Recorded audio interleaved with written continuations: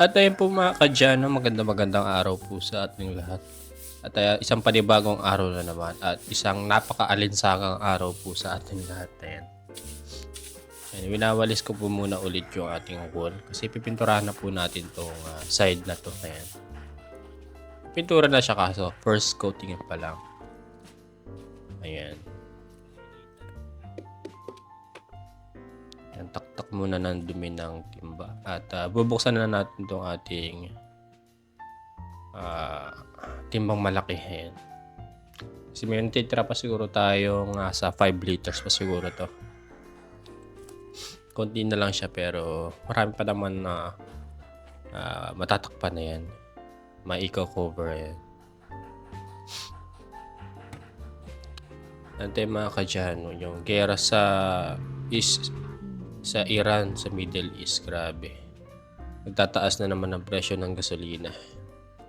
Apektado ang ating bulsa niyan, paligurado. Nakita ko sa Facebook, 5 pesos yata tinaas yung projection yata. Kaya napakalaking bagay yun. Siyempre matagtaas ang gasolina, magtataas ang lahat ng bilihin. Anyway mga kadyan, ayan. Unti-unti na natin pipinturahan tong ating bahay. Ayan. Nagsali na tayo ng pintura sa ating pinatuyo ko muna yung roller natin kasi basa basa ng tubig. Ayan, nag-start na po tayo mag pintura ng ating wall. Ayan, mas malinis po talaga pagka white yung wall pero yan, sa makikita nyo, first coating pa lang medyo maputla pa yung kulay niya. Hindi pa totally na white na white. At ay mga kadyano, magsa-second coating na tayo.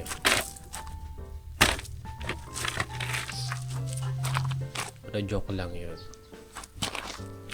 Una ko po lang sa may taas natin. Dito sa may taas ng bintana. Papantay ko muna dito sa may biga yung pintura niya. Ayan.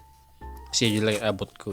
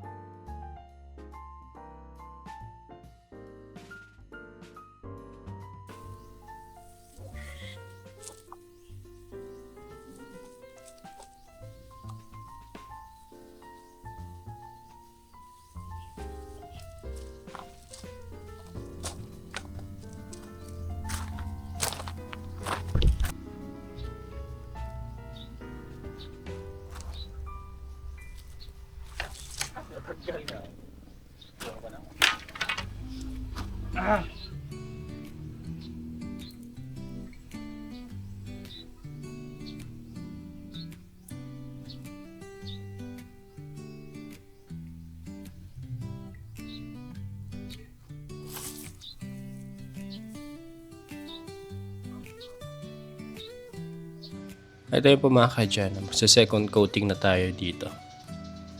Ayan. Para mas makita na yung tingkad ng pagka-white niya. Ayan. Matakpan na yung mga ayan. Unti-unti na siya gumaganda pagka nagka-second coating na siya. Tsaka waterproofing na rin pala to. Kaya okay na okay.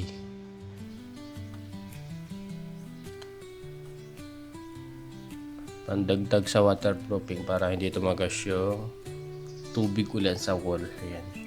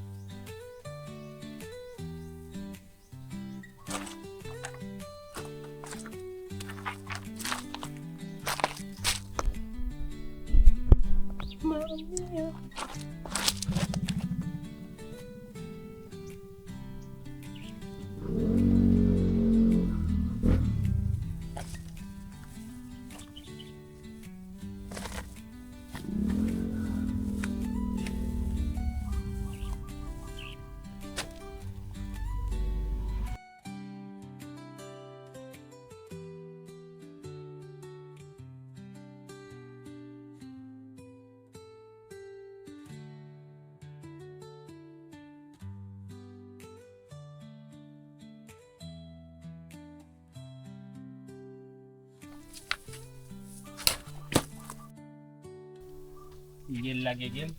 Putol.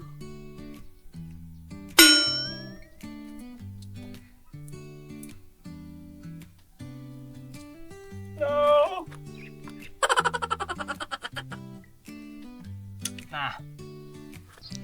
At yan pala mga kadyano, naputol ko yung handle ng ating roller brush.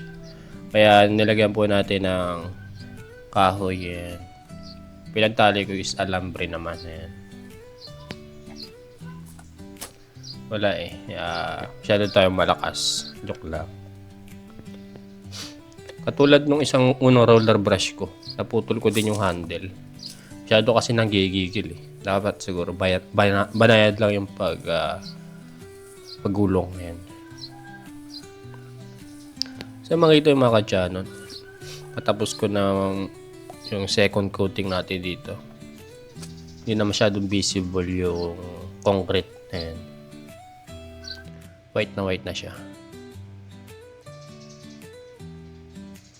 Tsaka pag white, hindi masyado siya nag-absorb ng sunlight. Ayan.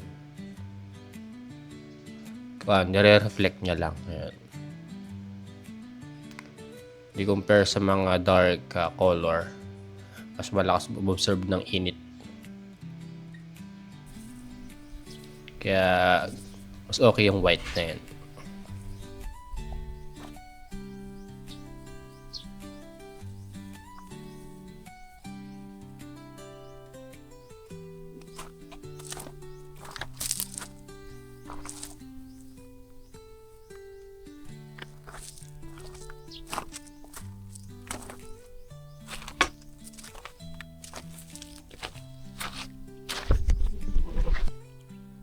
Yung mga kadyan after ng 300 years. 300 years.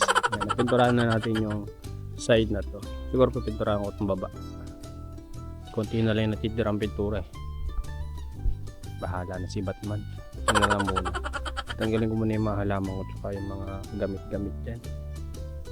Tara na. Let's go!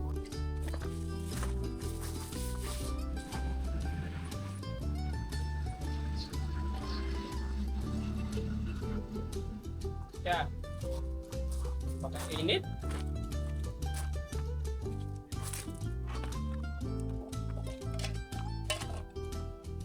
Super duper init mo siya.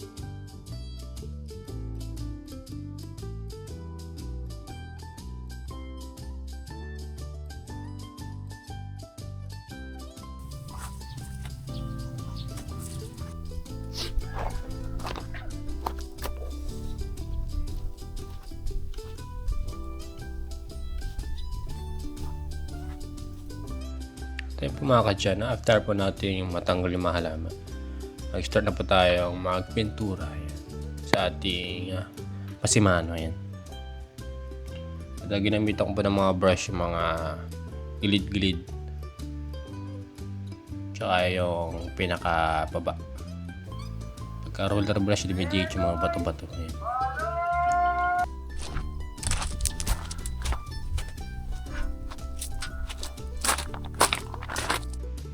At proceed naman tayo dito sa may ilalim na hagdan natin. Ayan. Tinanggal ko muna itong mga gamit natin dito. At syempre yung ating washing machine. Ayan. Kasi pipinturahan natin ito. Yung natitirang pintura is ilalagay natin dito sa ilalim. Ayan. At syempre winalisan muna natin para walang duming kumapit. Para kapit na kapit yung pintura natin.